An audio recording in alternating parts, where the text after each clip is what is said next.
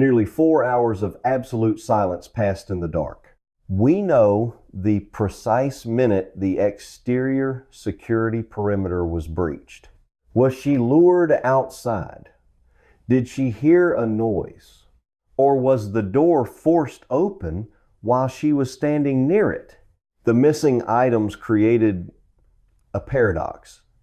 Nothing of obvious financial value was taken. The suspect left behind the car and the electronics. If this was a burglary gone wrong, why leave the valuables? The officer stood in the quiet house, looking at the untouched medication, and realized they were dealing with something far more complex than a random break-in. You do not leave a wallet behind if you are desperate for cash. You do not leave a car untouched if you need a getaway vehicle. But an 84-year-old woman does not leave without her medication unless she is taken by force. The responding officers established a hard perimeter around the house to preserve the integrity of the scene. We know the exact second an internal medical device stopped transmitting its routine vital signals to the outside world. They meticulously documented the exact location of the purse and the phone to establish a baseline for the victim's last known activities. The blood evidence on the porch was photographed from multiple angles before being collected. The forensic technicians noted the spatter pattern, looking for any indication of the directionality of the attack. Every piece of data collected at the scene pointed toward a sudden and involuntary extraction from the residence. The house itself became a silent puzzle. It held all the physical belongings of Nancy Guthrie, but it offered no immediate answers as to where she had gone or who had taken her. The chilling reality settled over the investigators as they realized they were hunting a ghost who managed to vanish with a human being while leaving the physical environment largely undisturbed. The severity of the situation escalated exponentially when the identity of the victim was fully processed by the regional authorities. Nancy Guthrie was not just an elderly resident of Tucson. She was the mother of Savannah Guthrie, a highly prominent national television anchor for NBC News. This is the timeline of a presumed fatal crime that left behind virtually no physical chaos, but an incredibly precise digital footprint.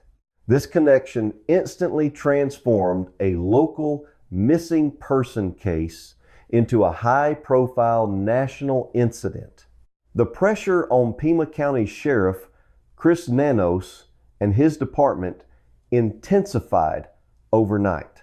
The family immediately offered a staggering reward of $1 million for information leading to her safe return. This amount of money changes the dynamic of an investigation. It brings in tips, but it also brings in immense noise. However, before the public frenzy could fully take hold, the digital forensics unit made a massive breakthrough. They finally received the back-end server data from Google Nest. The physical doorbell camera had been violently disconnected at 1:47 in the morning. But the motion sensors had triggered earlier, and the data had been pushed to the cloud before the hardware was destroyed. At 2:12 in the morning, the system recorded a chilling sequence of frames. The server records paint a picture of a suspect who was abnormally patient.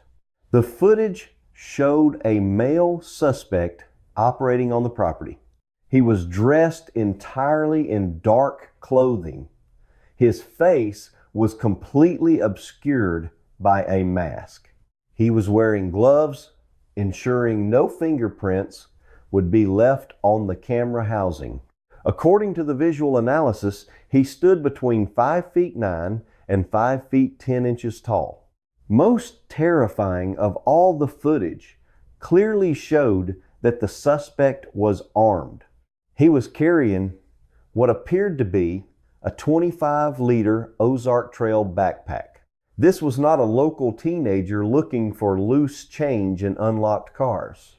This was a fully equipped suspected intruder, moving with distinct tactical purpose. The backpack suggested he brought tools to breach the house or supplies to restrain a victim. The weapon indicated a clear willingness to use lethal force.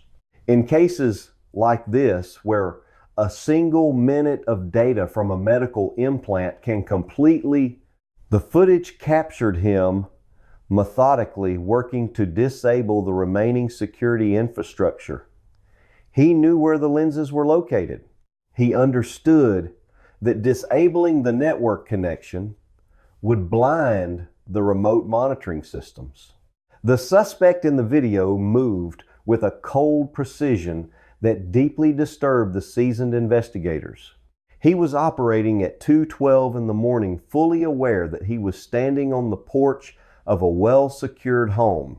The revelation of the armed suspect wearing a mask and carrying a tactical backpack shifted the entire working theory of the crime. This was a targeted operation. He was preparing the environment. He was controlling the digital narrative by destroying the sensors.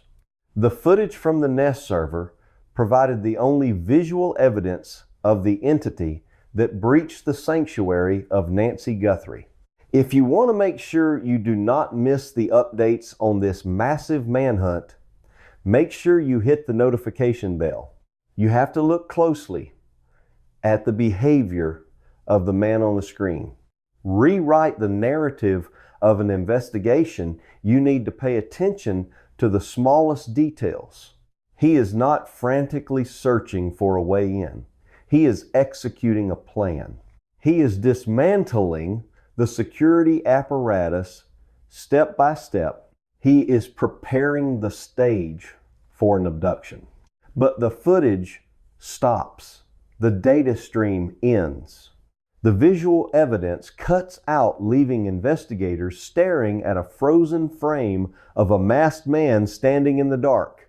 The police now had a suspect profile, but they still had no idea where he went or how he transported the victim away from the scene without using her vehicle. The presence of the 25-liter backpack is a critical piece of forensic intelligence. A bag of that specific size is large enough to carry heavy-duty zip ties, duct tape, or chemical incapacitants. It is also large enough to carry sophisticated tools for bypassing reinforced deadbolts.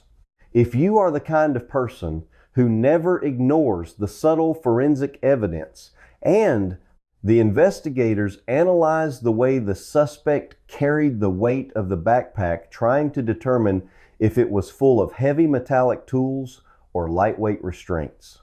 The visual data from the cloud server was scrubbed frame by frame to identify any logos or identifying marks on his clothing. Every pixel was analyzed to determine the exact make and model of the weapon he was carrying. The suspect clearly understood the mechanics of the smart home system. He did not just smash the camera blindly. He systematically targeted the communication nodes to ensure the video feed could not be transmitted to the mobile phone resting inside the house. This level of technical awareness elevated the threat profile of the suspect significantly. He was not just violent, he was technologically literate. He knew exactly how to turn a smart home into a dark box. With the chilling image of the masked suspect burned into their minds, the investigative team under Sheriff Chris Nanos expanded the physical search grid. The quiet facts that others overlook. You should subscribe to Shadows with Liam. The digital evidence gave them a timeline and a suspect profile, but they desperately needed physical evidence that could link the masked figure to a real identity. The suspect had worn gloves in the video, making fingerprint recovery at the house highly unlikely. The command center coordinated a massive ground search, utilizing canine units and tactical teams to scour the desert landscape surrounding the victim's neighborhood. They were looking for anything the suspect might have discarded in his haste to leave the area. The meticulous ground search eventually yielded a critical piece of evidence. Investigators found 2 black gloves discarded on the side of a road near the residence. This was a massive forensic breakthrough. A suspect wearing gloves is protecting himself from leaving prints, but the gloves themselves are sponges for biological material. As the suspect works, he sweats. Skin cells slough off the hands and become trapped in the fabric of the glove. If the suspect injured himself during the breach, or if he came into contact with the victim's blood, the gloves would hold that microscopic record. The evidence collection team carefully secured the 2 black gloves, placing them in breathable paper evidence bags to prevent the degradation of any biological material. You have to ask yourself what an armed individual was doing outside that front door for over 200 minutes before finally making his move. The gloves were immediately expedited to the state crime laboratory for advanced DNA extraction and blood analysis. The forensic technicians would swab the interior of the fingers, hoping to find epithelial cells belonging to the suspected intruder. They would also examine the exterior of the gloves under specialized lighting to detect any trace amounts of blood that could be matched to the victim. The investigators felt a surge of momentum. The discovery of the gloves seemed like the fatal mistake every detective hopes for. If the laboratory could extract a viable DNA profile, they could run it through the national database and potentially identify the masked man from the Nest video. The traditional forensic process was working. The physical evidence was moving through the chain of custody. The lab technicians were preparing the reagents for the DNA extraction. It felt like the case was on the verge of being broken wide open by solid, undeniable scientific evidence. But just as the physical investigation began to gain serious traction, the digital world violently intervened. The family's decision to offer a $1 million reward acted as a massive electromagnet, pulling in every opportunistic predator on the internet. He was not rushing through a random burglary. Within days, the local police department and the Federal Bureau of Investigation were inundated with a chaotic flood of digital communications. The investigators began receiving multiple ransom notes demanding payment in Bitcoin in exchange for the safe return of Nancy Guthrie. The influx of these demands created an immediate and severe operational crisis. The digital forensics team had to pivot away from analyzing the local network logs and focus on tracing encrypted cryptocurrency wallets and routing protocols. The investigators had to determine if any of these incoming messages were from the actual suspect or if they were entirely fabricated by online grifters looking to extort a grieving family. The noise level in the investigation became deafening. Every single email had to be treated as a potential lead. Every Bitcoin address had to be analyzed by federal cybercrime units. The sheer volume of the alleged ransom demands threatened to overwhelm the resources of the local department. From 9:50 in the evening, when the heavy garage door rolled shut, to 1:40, he was waiting in the freezing desert night. The investigators were caught in a brutal tug of war between the slow, methodical analysis of physical DNA evidence and the rapid, chaotic influx of digital extortion attempts. The focus of the command center was splintered. While the lab technicians carefully processed the black gloves, the cyber agents desperately tried to pierce the veil of encryption, protecting the senders of the ransom notes. The investigation was moving in 2 completely different directions at the exact same time. The physical reality of the crime scene was being overshadowed by the digital frenzy of the internet. The federal agents working the cyber angle understood the psychological warfare of the ransom notes. A genuine kidnapper uses proof of life to validate their demands. They provide a photograph or a specific detail that only the person holding the victim would know. The cyber team frantically scanned the incoming Bitcoin demands for any such proof. And to understand the chilling gravity of that specific waiting period, we have to look closely at the technological fortress that was built around the target. They analyzed the syntax and the language patterns of the emails, comparing them against known extortion syndicates.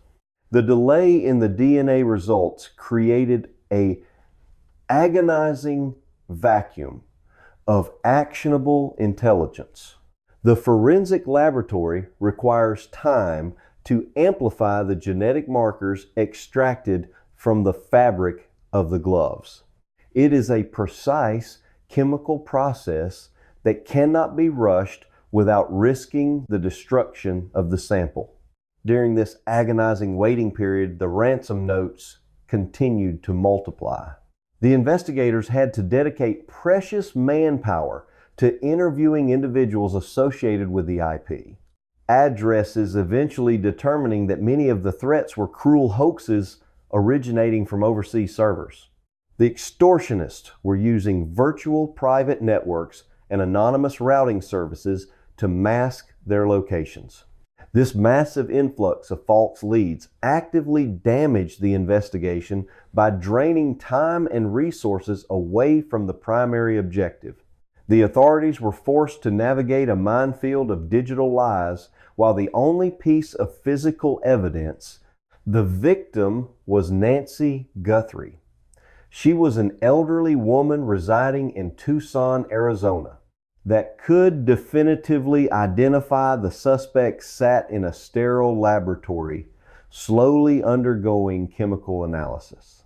The contrast between the speed of the digital extortion and the agonizingly slow pace of forensic biology created a suffocating tension in the precinct.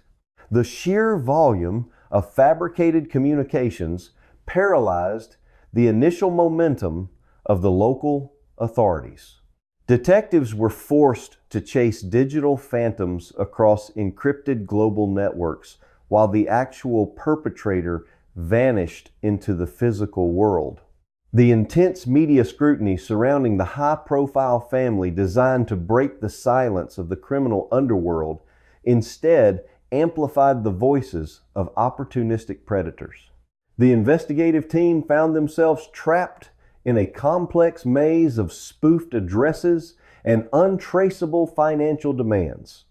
They were wasting critical hours analyzing malicious messages that contained absolutely no genuine proof of life.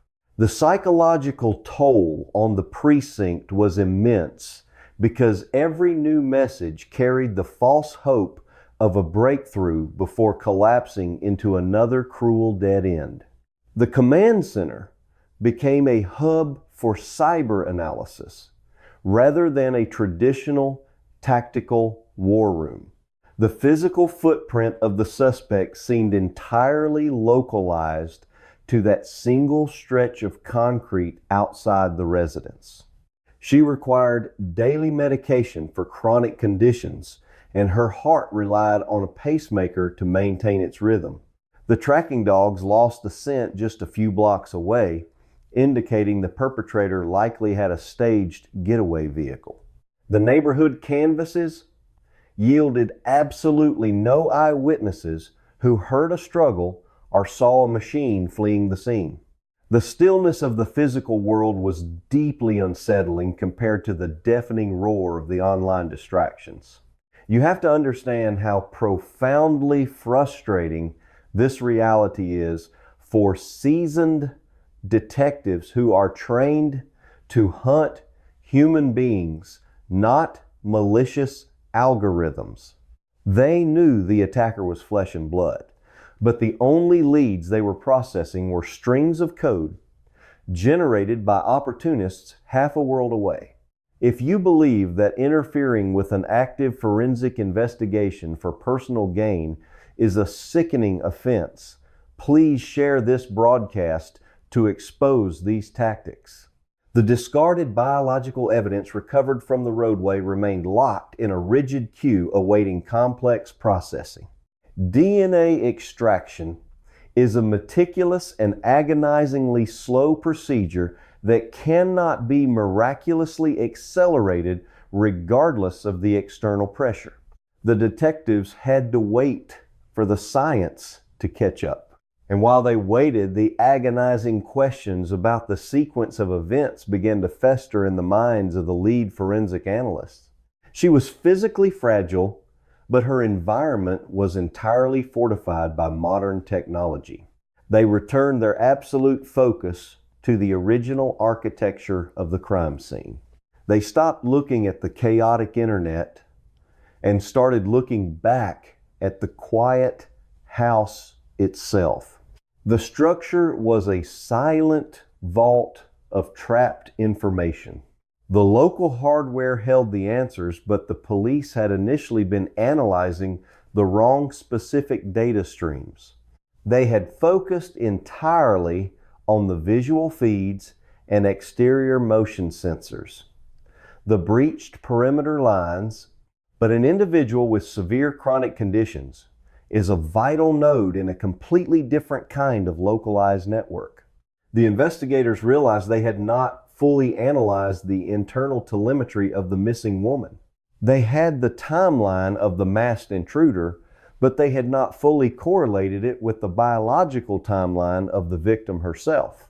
The puzzle pieces were scattered across completely different technological platforms, and it required a massive shift in analytical thinking to see the complete chronological picture. The physical attack undeniably happened on the porch, but the true story of her disappearance was the house was heavily monitored by a network of smart devices designed to keep her safe and connected to her family. Buried in the microscopic signals transmitting invisibly through the air inside the empty living room, the investigative focus narrowed intensely on the forgotten piece of consumer hardware resting entirely untouched on the central table. The mobile device was not just for calling relatives. It was a dedicated medical receiver, and the hidden log files stored deep within its encrypted operating system held the most devastating truth of the entire operation. The noise of the internet faded away entirely as the digital unit isolated the proprietary health application data. They were no longer searching for an elusive suspect in the desert. They were searching for the exact moment the victim ceased to exist within the boundaries of her own home. The tension in the room shifted from chaotic frustration to clinical dread as the files began to decrypt. The technicians stared at the cascading rows of numbers, realizing they were about to witness a digital autopsy. Every second of data leading up to the incident was perfectly preserved, waiting to tell a story that no one was prepared to hear. That technological safety net is exactly what makes the events of February 1st so deeply unsettling. They knew that analyzing these specific biological markers would completely redefine their understanding of the event.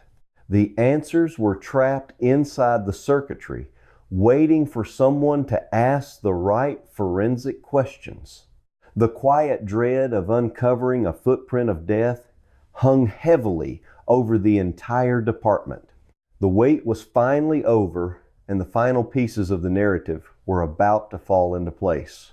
The ultimate breakthrough came from the most intimate piece of technology a human being can possess. The cardiac implant embedded in the chest of the missing woman was programmed to transmit a continuous stream of vital statistics to the application installed on her mobile receiver. This connection relied on a localized wireless protocol with a very specific geographic range. As long as the victim was inside the house or on the immediate porch, the connection remained entirely stable.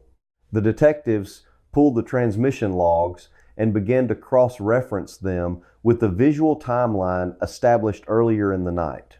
Nancy Guthrie was an 84-year-old woman whose physical survival was tied to a continuous stream of digital data. During the exact moments the exterior hardware was being systematically blinded, the internal medical telemetry remained completely normal. Her pulse was steady. The application recorded no anomalies whatsoever. This proved she was resting and entirely unaware of the predator lurking just outside her walls. But at exactly 2:28 in the morning, the digital narrative abruptly and violently ends. The medical application recorded a catastrophic failure. The implant missed a scheduled data handshake. The software attempted to ping the hardware, but received absolutely no response. The invisible tether between the living woman and the receiver resting on her table was permanently severed. This specific timestamp is the most chilling revelation of the entire investigation. A localized wireless connection drops for only two distinct reasons. Either the transmitting device is physically removed beyond the maximum operational distance of the receiver. Because she lived entirely alone, her home was equipped with a Google Nest system and a doorbell camera. Or the biological host of the device suffers a massive trauma, causing the hardware to lose power and cease functioning. Both scenarios point to a grim and irreversible conclusion. At exactly 2:28 in the morning, she was either dragged away from the residence into the dark or her life ended right there on the property. The overall timeline suddenly made perfect, terrifying sense. The agonizing wait in the dark was a period of calculated surveillance. The attacker waited for the deepest part of the night when the neighborhood was completely asleep and the target was most vulnerable. He disabled the external eyes. He breached the perimeter. And precisely 16 minutes after he was captured on the secondary motion feed, he executed his primary objective. The precision of this sequence eliminates any theory of a random, chaotic encounter. More importantly, her pacemaker was not just a medical implant, it was a transmitter. This was a surgical strike. The data does not lie and it does not forget. It acts as a cold, impartial witness to the exact minute a life was fundamentally altered. The realization washed over the detectives that they were not looking for a rescue operation anymore. They were looking at a recovery mission documented entirely by the radio waves bouncing around an empty living room. The sheer clinical nature of this evidence strips away the emotional chaos of the internet rumors and leaves only the stark reality of the numbers.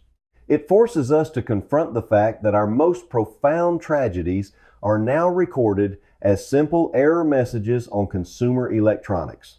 If you think the authorities missed crucial early warning signs in these logs before the tragedy occurred, drop your thoughts in the comments below. The focus on the 2:28 timestamp completely reoriented the search parameters. They knew exactly when the suspect left the immediate area. They could now begin calculating vehicle travel times radiating outward from the neighborhood starting precisely at that minute, 7 in the morning, when the digital eyes of the house were physically blinded. It was programmed to communicate with an application on her phone, sending routine updates about her cardiac activity, the digital ghost of the medical device provided a perfect anchor point for the physical search. The investigators began pulling traffic camera footage from every major intersection within a 10-minute drive, focusing exclusively on the window immediately following the disconnection. The silence of the implant was the loudest alarm bell of the entire case. It was a digital flatline that echoed through the police department. It proved that the suspect was incredibly fast and incredibly efficient once the breach occurred. He spent hours waiting outside and less than 20 minutes executing the operation. The brutal efficiency of the timeline is what elevates this incident from a standard crime to a truly terrifying psychological puzzle. It forces the investigators to ask, what kind of predator possesses the discipline to wait in the freezing conditions for hours just to strike in a matter of minutes? The contrast between the long observation period and the sudden violent execution is deeply disturbing. This meant that even when she was sleeping, she was constantly pinging the outside world. It suggests a level of premeditation and control that is extremely rare in typical home invasions. The logs provided the what and the when, but they offered absolutely no insight into the why. The exact nature of the confrontation remains permanently hidden in the blind spot between the disabled camera and the severed connection. The aftermath of this digital revelation left the authorities grappling with a profoundly somber reality. Officially, the case file remained classified under the strict parameters of an unresolved disappearance. The legal framework requires absolute physical proof to escalate the terminology, and without remains, the prosecutor's hands are completely tied. But unofficially, every seasoned forensic expert reviewing the file understood the grim implications of the collected evidence. The total absence of the critical daily medications combined with the violently severed telemetry of the life-sustaining implant painted a picture of a fatal event. The investigative momentum shifted from a frantic rescue effort to a methodical and agonizing search across the barren terrain. The vast expanse of the surrounding landscape became an overwhelming adversary for the search teams. She was enveloped in a digital cocoon that monitored her front porch and her own heartbeat simultaneously. The suspect had vanished into an environment that excels at hiding secrets. The authorities deployed aerial drones equipped with thermal imaging and ground-penetrating radar. But the sheer scale of the desert made the operation almost impossible without a specific directional lead. The intense tension of the immediate crisis slowly dissolved into the exhausting grind of a long-term cold case. The discarded items collected from the roadway remained the only tangible link to the perpetrator, but the laboratory cue was unforgiving. The digital extortion attempt slowly faded away as the opportunists realized the authorities were no longer responding to the fabricated demands. The online noise finally subsided, leaving only the crushing weight of the unanswered questions. The most haunting, unresolved mystery remains the core motivation behind the agonizing observation period. Why did the suspect stand in the freezing darkness from the moment the garage closed until the early hours of the morning? Was he meticulously studying the layout of the smart network, or was he simply waiting for the homeowner to enter a state of deep sleep? This setup was designed to provide peace of mind. This specific gap in the narrative represents the terrifying unknown of the criminal mind. It is a void that no amount of server data can ever fill. The surrounding community was left fundamentally shaken by the timeline. The illusion of safety provided by high-end security systems was completely shattered. A heavily monitored residence had been breached with surgical precision, and the occupant was extracted without triggering a single physical alarm. The realization that an armed individual could bypass an entire technological fortress and vanish without a trace left a lasting psychological scar on the neighborhood. The relatives remained in a state of suspended grief, unable to find closure without definitive physical confirmation. The empty house stood as a chilling monument to the strict limitations of modern security apparatuses. The hardware was eventually repaired and the network was restored, but the technological shield felt entirely useless. The lenses could only watch the empty street. Instead, it merely served as a black box flight recorder for a disaster. They could not undo the events of that cold night. The situation serves as a dark reminder that the most sophisticated surveillance equipment in the world is ultimately a passive observer. It can reconstruct a tragedy with devastating accuracy, but it cannot physically intervene. The investigation continues to rely entirely on the fragile hope that the biological material extracted from the clothing will eventually yield a match in the national database. Until that scientific breakthrough occurs, the masked figure on the footage remains an untouchable phantom. He is a predator who successfully navigated the intersection of the physical and digital worlds, leaving behind a trail of data that tells us everything about how he struck, but absolutely nothing about who he is. The silence that began at 2:28 in the morning continues to echo through the empty halls of the residence. The true horror of this event is not just the loss, but the systematic dismantling of the safety net that was supposed to prevent it. The attacker did not just defeat a lock, he defeated the entire concept of modern technological security.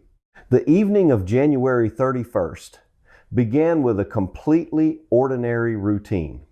She had dinner with her family.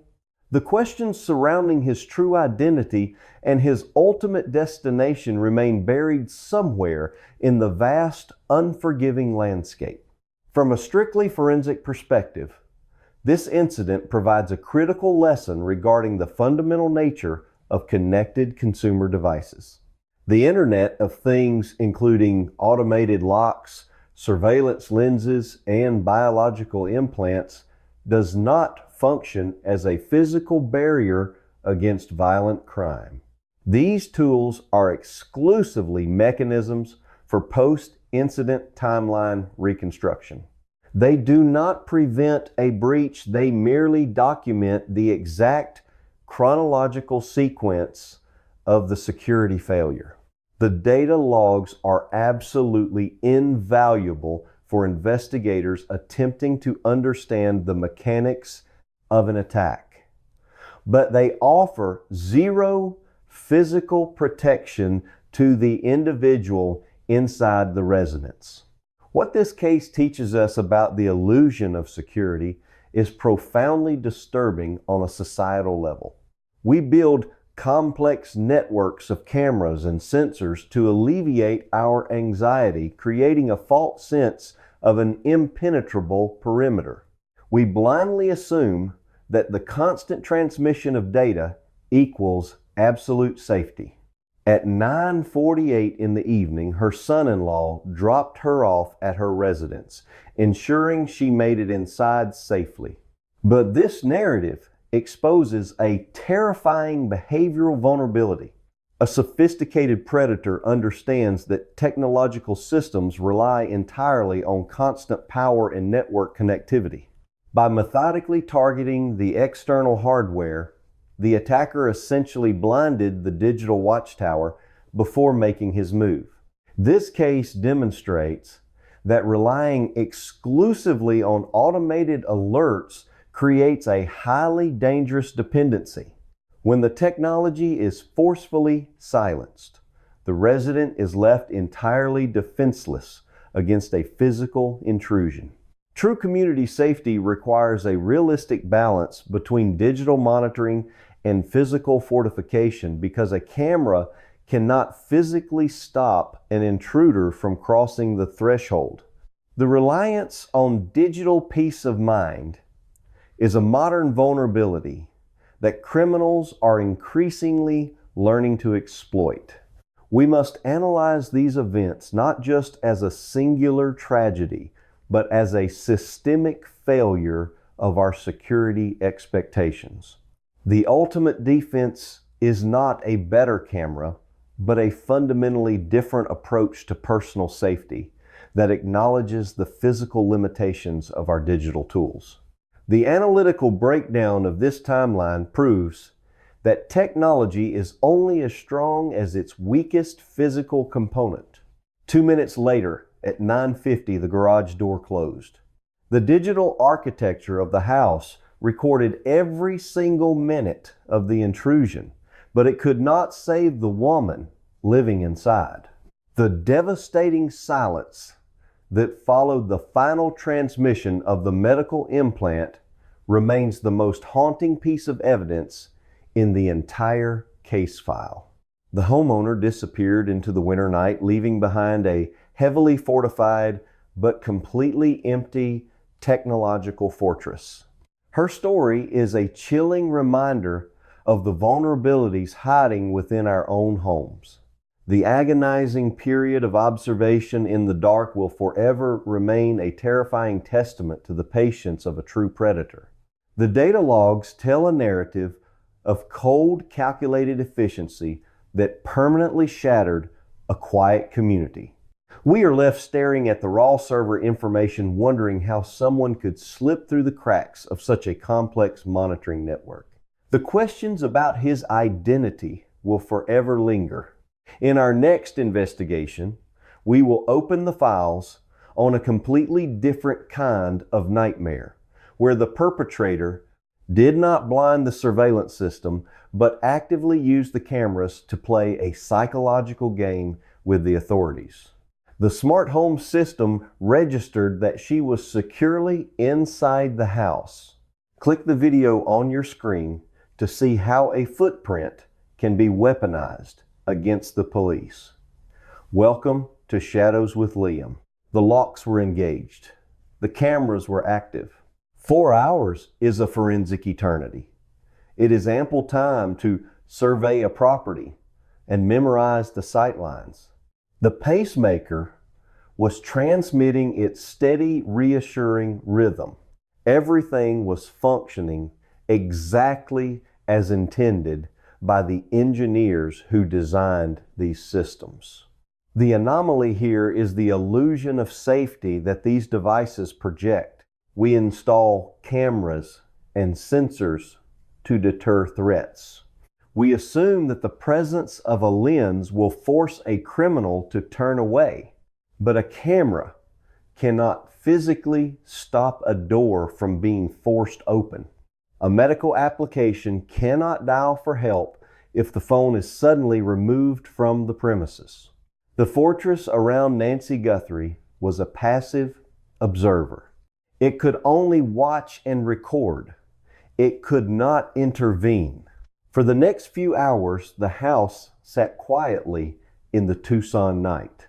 It is enough time to disable security lights. The street was still. The digital logs show no unusual activity. The network traffic was completely normal. But outside the house, the situation was fundamentally changing. Every smart device in that house was a silent witness waiting for something to happen. The digital architecture of her home was robust. The Wi-Fi router constantly communicated with the doorbell camera, ensuring the video feed was uninterrupted. The pacemaker application ran quietly in the background of her mobile phone, executing its scheduled handshakes with the medical servers. This level of connectivity creates a profound sense of security for the family members living miles away. They knew they could check the camera feed at any time to see the front porch. They knew the medical device would alert them if her heart rate dropped. But this reliance on data creates a dangerous blind spot. It is enough time to stand perfectly still in the shadows of an enclosed porch. It makes us forget that physical vulnerabilities still exist in the analog world. An 84-year-old woman cannot defend herself against a home invasion regardless of how many cameras are mounted above her door. The technology creates a perimeter of awareness, but it offers absolutely zero physical resistance. This is the terrifying reality of the modern smart home. It is a system that excels at telling you exactly how and when you were victimized after the fact. It does nothing to stop the hands of an intruder. The unease sets in when you realize that all of this technology was functioning perfectly while a predator stood just inches away on the other side of the glass. The cameras were recording the empty space right up until the moment they were blinded. The technological wall was breached not by a software hack, but by raw physical force applied at exactly the right time. And listen to the movements of an 84-year-old woman living alone. The system that was supposed to protect her merely chronicled the exact moments her life was dismantled. The realization that something was terribly wrong did not come from the security system or the medical application. It came from a much older, much more human routine. By 12:15 in the afternoon on February, first Nancy Guthrie had failed to arrive at her local church for Sunday services. This absence immediately triggered alarm bells. She was a woman of routine, and missing church without notice was highly uncharacteristic. When police officers arrived at the Tucson residence, they found a scene that defied conventional investigative logic. The house was not ransacked. There were no immediate signs of a violent struggle in the living areas. Her purse was still inside the house. Her mobile phone was resting exactly where she left it. Her personal vehicle was parked undisturbed in the garage. But the most alarming detail to the responding officers was the presence of her specialized medication. The data logs from that cold January night do not reveal what the suspected intruder was thinking. The vital prescription drugs she needed to survive her chronic conditions were left sitting entirely untouched. An 84-year-old woman does not simply decide to go for a walk in the middle of the winter without her purse, her phone, or the medication keeping her alive. The absence of these items strongly suggested that she did not leave the house on her own terms. The responding officers immediately began canvassing the exterior of the property, looking for any signs of forced entry. That is when they found the forensic evidence on the front porch. Investigators discovered a distinct trace of blood outside the entryway. It was not a massive pool, but it was enough to indicate that an injury had occurred precisely at the threshold of the home. The forensic team carefully swabbed the evidence and rushed it to the laboratory for analysis. The results confirmed the worst fears of the investigators. The blood belonged to Nancy Guthrie. They only record the exact moments he manipulated the environment.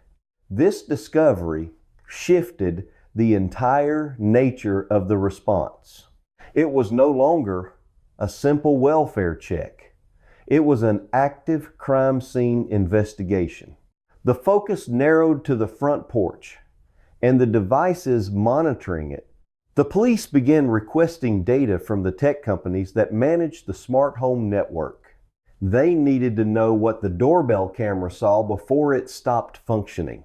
They needed to know what the network logs recorded in the middle of the night.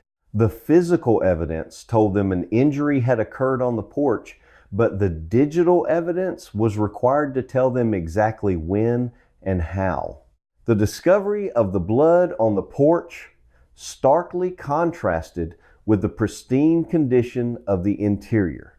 It suggested a confrontation happened very quickly before she could retreat inside, or perhaps just as she opened the door.